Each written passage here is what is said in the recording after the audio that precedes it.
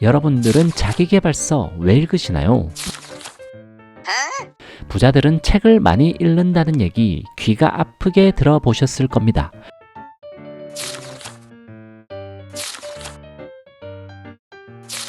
빌 게이츠, 워렌 버핏, 일론 머스크부터 시작해서 부자들 중에 독서를 많이 안 하는 사람은 손에 꼽을 것입니다. 그래서 부자가 되려면 책을 읽어라라는 얘기만 듣고 마치 숫자를 카운팅하듯이 1년에 100권, 200권 맹목적으로 읽을 수도 있을 것입니다. 미라클 모닝을 하고 피곤한 채 하루를 산 적도 있겠죠. 저도 책, 특히 자기계발서를 많이 읽었는데요. 책을 매일 읽고 매일 실천하면 삶이 달라질까요? 뭐 조금 달라지긴 했습니다. 이른 나이부터 생활 패턴을 많이 바꿔 월 소득을 조금 늘릴 수 있었고 목표했던 시기보다 더 이르게 서울 요지의 집도 살 수 있었죠. 아침 일찍 일어나 운동도 열심히 하게 되었습니다. 근데 그게 다인 것 같습니다. 이건 사실 자기계발서의 영향이라기보다는 행동을 했던 결과일 수 있겠네요. 그런데 요즘 자기계발의 초점이 수백억대 자산가가 되는 것에 초점이 맞춰져 있는 것 같기도 합니다. 미래의 나는 수백억 자산가라고 선언을 하죠. 여러 심리학, 그리고 뇌과학의 연구에서 삶의 만족도는 어제보다 나은 오늘을 사는 것이라고 합니다. 그런데 목표는 현재에 반복되고 지겨운 삶을 벗어나기 위해서 그 대안으로 퇴사 후 창업이나 돈을 많이 버는 것을 목표로 삼기도 하는 것 같습니다. 성공과 관련된 책에는 비슷비슷한 얘기가 많습니다. 만약 자기계발서를 안 읽어봤다면 새롭게 들릴 수 있는 내용이겠지만 유명한 자기계발서 몇 권만 읽어보면 마치 클리셰처럼 비슷한 얘기가 반복된다는 것을 알 수 있죠. 그렇다면 자기계발서를 읽거나 동기부여 영상을 비슷한 내용인데 반복해서 보는 이유가 무엇일까요? 한두 번은 정말 몰라서 읽을 수 있겠지만 그 이후부터는 반복되는 행동에 탄력을 받기 위해서 보는 것 아닐까요? 자기계발을 한다고 하면 냉소적으로 얘기하는 사람들이 많습니다. 아니, 자기계발서 따위가 책이냐? 그거 책팔이들이나 돈 버는 거지. 냉소적인 사람들은 자기는 모든 것을 알고 있으며 쿨한 것처럼 얘기를 하죠. 그런데 그 심리 내면에는 무언가를 시도했다가 실패하는 것이 남들에게 비웃음을 살까 두려워서 자신의 두려움을 숨기려는 본능에서 비롯된 것입니다. 그리고는 타인이 혹여나 성공할까 두려워 냉소적으로 얘기를 하죠. 마치 종교적으로 믿기만 하면 이루어진다고 생각해서 반복적으로 자기계발서를 읽는 것보다는 힘든 삶을 이겨내기 위해서 조금이라도 더 불행을 대비하기 위해서 혹은 내 자식에게 더 나은 삶을 물려주려는 긍정적인 마음에서 비롯해서 자기계발서를 읽고 있을 것입니다. 그렇다면 자기계발서의 클리셰들, 뭔가 없으면 아쉽고 있으면 또 이 얘기냐 싶은 얘기들, 뭐가 그렇게 중요해서 똑같은 얘기들을 반복하는지, 제가 많은 자기계발서에 나오는 내용들 중 반복되는 내용과 유용한 핵심적인 내용들을 쏙쏙 빼서 세 가지로 요약해드리면서 해석도 같이 해보겠습니다. 첫 번째, 거꾸로 계획하라. 여러분들은 성공의 정의가 무엇이라고 생각하시나요? 사전적 정의는 다음과 같습니다. 이룰성, 이루어낸 결과 공으로서 이루려는 바를 이룬다는 뜻입니다. 그럼 우선 이루어낼 것이 무엇인지 그려봐야 할 것입니다. 현재 자기 개발을 하는 많은 사람들이 돈을 원하는 것 같아요. 자기 개발 관련된 모임에 들어가 보면 다 미래에 200억, 300억 부자라고 스스로를 지칭하기도 합니다. 부자가 되는 것을 원하는 것은 좋습니다. 그렇다면 200억, 300억 부자가 되면 무엇을 하고 싶으신가요? 토머스 스탠리와 윌리엄 댄코가 수많은 백만장자들을 만나고 쓴 이웃집 백만장자에 의하면 부자들은 지출을 최대한 통제하고 구형 자동차를 오래 타는 등 절제 계획을 철저하게 세우고 언제나 검소하고 자기 일에 높은 성과를 보이기 위해 노력한다고 합니다. 혹은 높은 리스크를 안고 자기의 사업을 일으키는 방법으로 부자가 되었다고 하죠. 그 과정에서 어떠한 고생도 마다하지 않아야 한다는 것입니다. 하지만 미래를 상상할 때면 보통은 현재의 삶에서 벗어나는 것에 목표가 되어 있을 것입니다. 현재의 직장 생활이나 혹은 수험 생활, 전업주부일 수도 있겠죠. 그런데 미래를 상상한다고 스포츠카와 고급 저택에서 매일 파티를 벌이는 상상을 하는 것은 잘못된 생각일 수 있을 것입니다. 미래를 상상하되 마치 동영상처럼 여러 장면을 그릴 수 있어야 할 것입니다. 수백억을 가진 부자들은 어떻게 살 것 같은가요?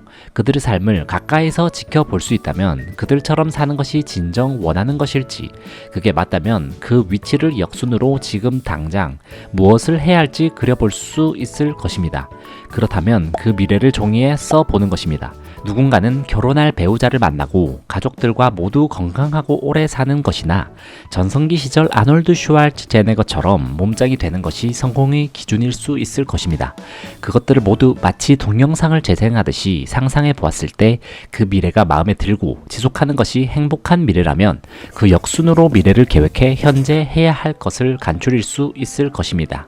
동영상처럼 이루어질 미래가 마음에 든다면 지금 당장 100만 원을 더 버는 것을 목표로 해야 할지, 공부를 더 해야 할지, 유튜브를 시작할지 등등 지금 당장 해야 할 행동이 바뀔 것입니다. 종이에 쓴다는 행위가 미신이나 유사 과학으로 치부되기도 하는데요. 종이에 손으로 쓰고 그것을 눈으로 바라보고 입으로 읽고 머리로 되뇌이는 행위보다 더 의식적으로 각인되는 행동은 없을 것입니다. 이 부분은 다음 두 번째 내용에서 더 자세하게 얘기해 보겠습니다. 두 번째, 비우고 채워라. 부자가 되려면 청소부터 해라 라는 말 들어보셨죠? 저도 영상으로 만들었던 적이 있는데요. 이는 환경 설정의 중요성을 얘기하는 것입니다. 청소라는 표현은 내가 바라보는 곳과 행동 반경, 그리고 듣는 것들, 얘기 나누는 사람들, 모든 것을 치우고 재정립해야 할 필요가 있다는 말입니다. 간절히 바라면 우주가 나서서 도와준다라는 말이 있죠. 이 말이 대표적으로 성공학의 사이비 종교화로 비춰지는 말인데요. 이 우주라는 표현은 은유적으로 혹은 철학적으로 해석하는 것이 좋습니다. 쇼펜하우어는 세계는 우리의 표상이다 라는 말을 했죠. 이 말은 우리가 바라보는 물질들과 우리가 접하는 주변 사람, 현상과 모든 관념들이 나의 눈과 귀를 통해 나의 뇌로 전달이 되고 그것이 나의 우주로 표현된다는 의미입니다. 존 바그라는 심리학자가 했던 유명한 실험이 있는데요. 늙었다라는 단어를 계속 무의식에 주입하게 되었을 때 사람들은 행동을 느리게 취했다는 실험입니다. 미소를 지으면 즐거워지기도 한다고 하죠. 이를 심리학에서는 점화 효과라고 부릅니다. 그렇게 우리는 우리 주변에서 부정적인 요소를 발생시키는 것을 멀리할 필요가 있습니다. 살을 빼기 위해서 맛있는 음식을 멀리해야 할 것이고요. 부정적인 얘기를 계속하는 친구는 조금 거리를 둘 필요성도 있을 것입니다. 그리고 100번 쓰기를 하든 보이는 곳에 목표를 적어두거나 지니고 다니는 등 할 수 있는 모든 것에 행동을 점화시킬 수 있는 요소를 심어두는 거예요. 만약 몸짱이 된다고 100번을 쓰고 100일 동안 헬스장을 한 번도 안 가는 사람은 없을 것입니다. 그런데 해야 할 일이 너무 많아서 목표한 일을 할 시간이 없다고 생각할 수도 있습니다. 자기계발 베스트셀러 원싱에서 얘기했듯 여러분들의 삶의 원싱을 위해서 필요 없는 일을 정리하고 치우는 과정이 필요할 수 있을 것입니다. 예를 들면 여러분이 사업을 하고 싶다고 하면 직장인으로서의 정체성이 강화되는 블라인드 같은 어플은 지우셔야 할 것입니다. 세 번째, 남을 도와라. 여러분들은 가장 먼저 쓰여진 자기 개발서가 무엇인지 아시나요? 바로 세뮤얼 스마일즈가 19세기에 쓴 자조론입니다. 이 책에는 처음부터 아주 유명한 얘기가 나옵니다. 하늘은 스스로 돕는 자를 돕는다는 얘기죠. 그 외에도 타인을 행복하게 해주기 위해 노력한 사람이 성공한다는 것은 거의 모든 성공 관련 책에서 동일하게 얘기해서 안 읽고 넘겨도 될 정도이죠. 부자들은 모두 많은 사람들을 도운 사람들입니다. 빌 게이츠가 컴퓨터를 개발한 덕에 많은 컴퓨터 관련 직종이 생겨났고 제가 유튜브도 만들 수 있는 것이겠죠. 이것은 요식업이나 서비스 사업을 한다고 해도 같을 것입니다. 조직 심리학 교수인 애덤 그랜트가 쓴 책 기브 앤 테이크에 의하면 성공의 사다리 맨 위에는 기버, 즉 사람들에게 베푸는 사람이 위치한다고 했습니다. 결국 남들에게 베푸는 자가 가장 많은 것을 돌려받는다는 얘기죠. 타인에게 혜택을 주지 않고서 성공을 이루는 사람은 없을 것입니다. 이것은 꼭 부자가 되는 것에 국한되는 얘기가 아닙니다. 인간의 거울 뉴런은 타인을 관찰하며 눈을 통해 들어온 타인의 정보를 마치 스스로의 일인 양 받아들인다고 합니다. 가까운 사람을 많이 행복하게 하는 것이 행복감을 가장 많이 느낄 수 있는 방법일 것입니다.